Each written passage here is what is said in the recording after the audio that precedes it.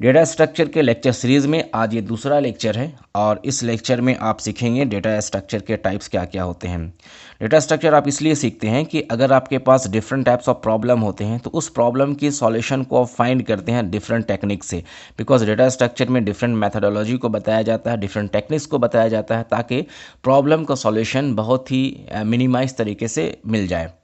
और इसके लिए आपको एल्गोरिदम डिज़ाइन करना पड़ता है। एल्गो डिफरेंट टाइप्स ऑफ होते हैं क्योंकि एक प्रॉब्लम के डिफरेंट सॉल्यूशन हो सकते हैं, डिफरेंट एल्गोरिदम हो सकते हैं। तो उसमें सबसे बेस्ट एल्गो कौन होता है, इसको हम चूज़ करते हैं। इसके पीछे चूज़ करने के क्या बेस होते हैं, क्या बेसिस होते हैं, वो हम लोग आगे डिस्कस करेंगे।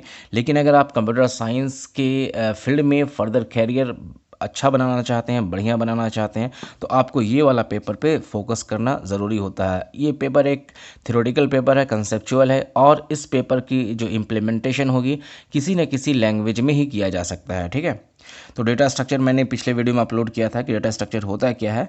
यानी डेटा को किसी न किसी हम वे में स्टोर करेंगे ऑर्गेनाइज तरीके से, और जब भी हम रिट्राइव करेंगे, जब भी हम फाइंड करेंगे, सर्च करेंगे, तो हमें एक एफिशिएंट वे में हमें डेटा मिल जाए। ठीक है, तो चलिए आज के लेक्चर में हम देखते हैं इसकी कैटेगरीज क्या क्या होते हैं और किस पार्ट्स में कितने इसको टाइप्स में डिवाइड किया जा सकता है।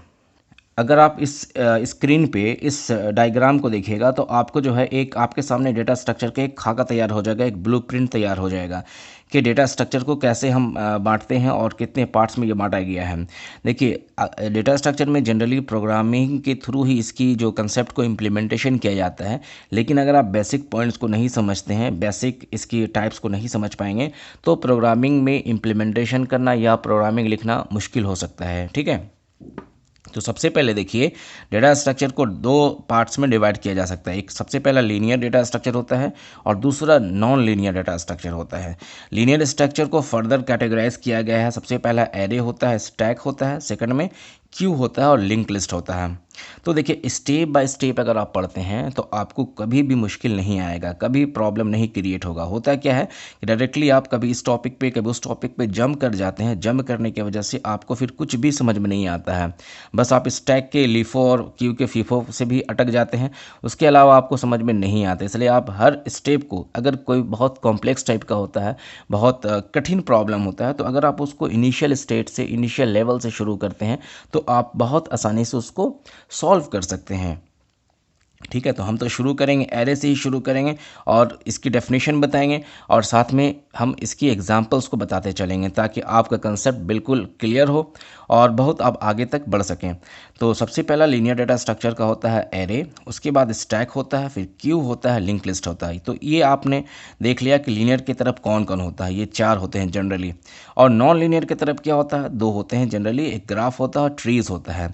हालांकि एरे में भी हम डेटा स्टोर करते हैं, क्यू में भी करेंगे, लिंक लिस्ट में भी करेंगे, स्टैक में भी करेंगे, ग्राफ में भी करेंगे, ट्रीज में भी करेंगे। ठीक है, तो किसी में ये जो लीनियर डेटा स्ट्रक्चर होता है, इस तरफ हम क्या करते हैं, डेटा जो होता है अरेंज वो लीनियर ही होता है, सिक्वेंशियली होता है ना, 1 बाय 1 होता है, एक का कनेक्शन आगे वाले से होता है। ठीक है, और नॉन लीनियर में क्या होता है, ये रैंडमली स्टोर्ड होता है। एक एलिमेंट का कनेक्शन एक से या एक से ज़्यादा भी हो सकता है, और ये ग्राफ की शक्ल में भी होता है, ट्री में की शक्ल में भी होता है। तो इसको हम ब्रीफ में आज डिस्कस करते हैं सारे स्ट्रक्चर को।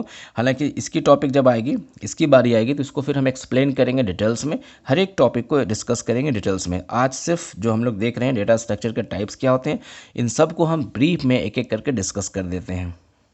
लीनियर की बात करते हैं तो लीनियर में सबसे पहला एरे होता है। एरे आपने सी में पढ़ा होगा, हालांकि ये डेटा स्ट्रक्चर का ही पार्ट है और इस लेक्चर सीरीज़ में हम लोग एरे को बहुत जो डिटेल से देखेंगे कि एरे होता है क्या है, इसको हम प्रोग्रामिंग के थ्रू कैसे करते हैं और इसकी इम्प्लीमेंट कैसे करते हैं। रियल लाइफ के एग्जांपल्स आपको दिखाएंगे ताकि आपको समझ में आसानी से आ जाए। देखिए, अगर कोई भी पेपर आप पढ़ते हैं और उसमें रियल लाइफ के थ्रू समझते हैं तो पेपर को समझना आपके लिए आसान हो जाता है।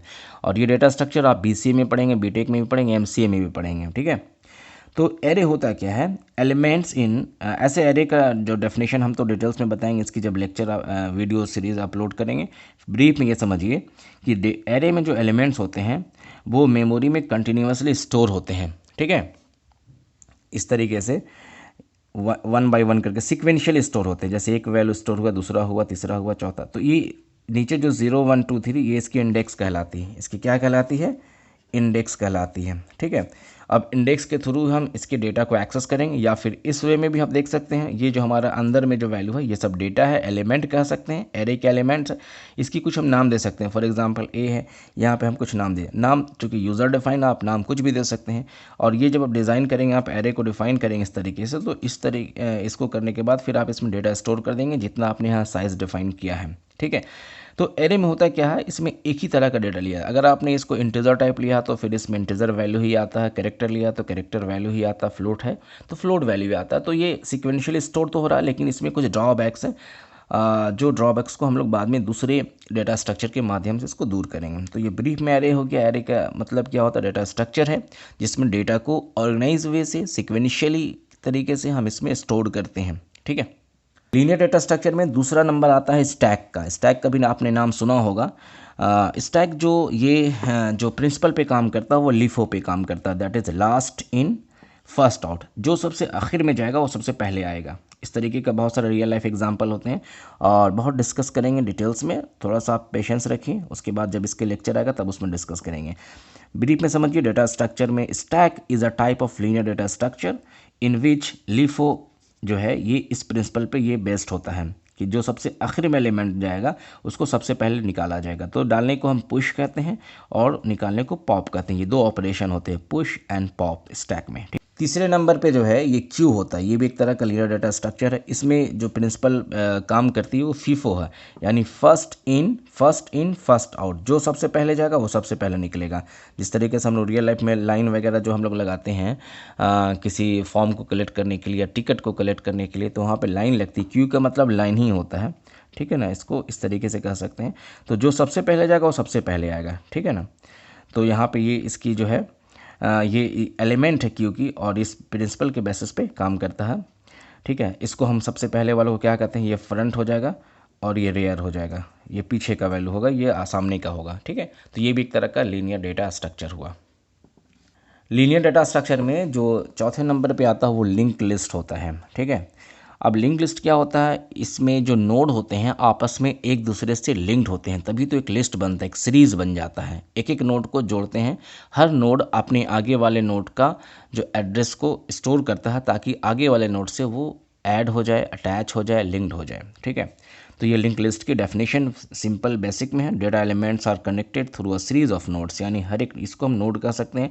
नोड 1 है, नोड 2 है, नोड 3 है, नोड 4, नोड n तक जाता है। ठीक है, each node contains the data items. हर एक नोड के पास यहाँ पे डेटा है।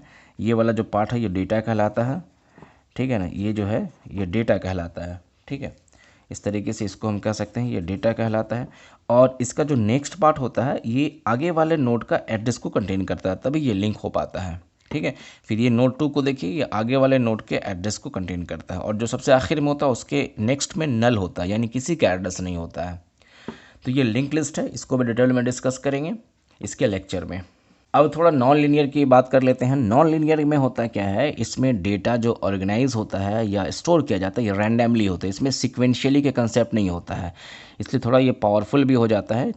हम इसमें जिस तरीके से रैंडमली स्टोर भी कर सकते हैं तो रैंडमली सर्च भी कर सकते हैं। ठीक है, क्योंकि जब आप डेटा स्ट्रक्चर के ऑपरेशंस पढ़ेंगे कि डेटा स्ट्रक्चर में हम क्या क्या इसकी ऑपरेशन को परफॉर्म कर सकते हैं, फाइंड कर सकते हैं, सर्च कर सकते हैं, ट्रेवर्स कर सकते हैं, नेक्स्ट वीडियो में ज़रूर बताएंगे आपको। तब वहाँ पे देखिएगा नॉन लीनियर और लीनियर में क्या डिफरेंसेस हो सकते हैं। नॉन लीनियर में क्या होता है, data elements are arranged in hierarchical manner, यानी इस तरीके से एक के बाद नीचे उसके नीचे उसके नीचे, उसको हम हिरार्किकल मैनर कहते हैं। ठीक है, उसके बाद क्या, एलिमेंट्स कनेक्ट्स वन और मोर एलिमेंट्स। एक एलिमेंट जो होता है वन एलिमेंट, एक एलिमेंट जो है एक से ज़्यादा, देखिए यहाँ पे 2 है, फिर यहाँ पे 2 है, एक से ज़्यादा का कनेक्शन या एक ही का कनेक्शन करता है। तो नॉन लीनियर जनरली एक ग्राफ होते हैं और दूसरा ट्री होते हैं। ग्राफ इस वे में होता है, आप देख सकते हैं ग्राफ। हालांकि ग्राफ और ट्री की जब हम देखते हैं रियल लाइफ में इसकी स्कोप क्या है तो बहुत ज़्यादा है। जब भी आप मैपिंग देखते हैं या फिर आप रूट को विजिट करते हैं या फिर आप फ्लाइट शेड्यूलिंग के रूट को समझना चाहते हैं तो वहाँ पे ग्राफ का ही इम्प्लीमेंटेशन होता है, ट्री का ही इम्प्लीमेंटेशन होता है। या फैमिली ट्री बनाना चाहते हैं, फैमिली ट्री से रिलेटेड समथिंग फाइंड करना चाहते हैं, तो वहाँ पर ये नॉन लीनियर जो डेटा स्ट्रक्चर है वहाँ पे बहुत इंपॉर्टेंट रोल प्ले करती है। तो आज की इस ब्रीफ वीडियो में हमने आपको बताया डेटा स्ट्रक्चर की कैटेगरीज क्या होती हैं। ये 2 तरीके का होता है, एक लीनियर होता है और दूसरा नॉन लीनियर होता है। ठीक है, लीनियर में आपका कौन कौन सा आता है, एरे आ जाता है, स्टैक आ जाता है, क्यू आ जाता है और फिर लिंक लिस्ट आता है। ये चारों का प्रैक्टिकली करना, प्रैक्टिकली के माध्यम से आपको समझना है। जब तक आप इसकी प्रैक्टिकल नहीं करेंगे, प्रैक्टिकल से नहीं समझ पाएंगे, तो फिर मुश्किल होगा कि डेटा स्ट्रक्चर को कैसे समझें। थोड़ा सा इसमें कोडिंग लंबी होती है, उस तरीके का नहीं जिस तरीके से C++ से आपने कर लिया सिंपल सिंपल प्रोग्राम को। इसमें थोड़ा सा आपको सीखना है, समझना है, लेकिन बहुत इजी वे में बताएंगे ताकि आपको आसानी से समझ में आ जाए। उस तरीके से ट्री में भी हम लोग देखेंगे, इसी कंसेप्ट को भी समझेंगे, साथ ही साथ इसमें डेटा को स्टोर भी करेंगे। तो मिलते हैं नेक्स्ट टाइम नेक्स्ट वीडियो के साथ, तब तक आप अपना ख्याल रखिए। Thank you very much.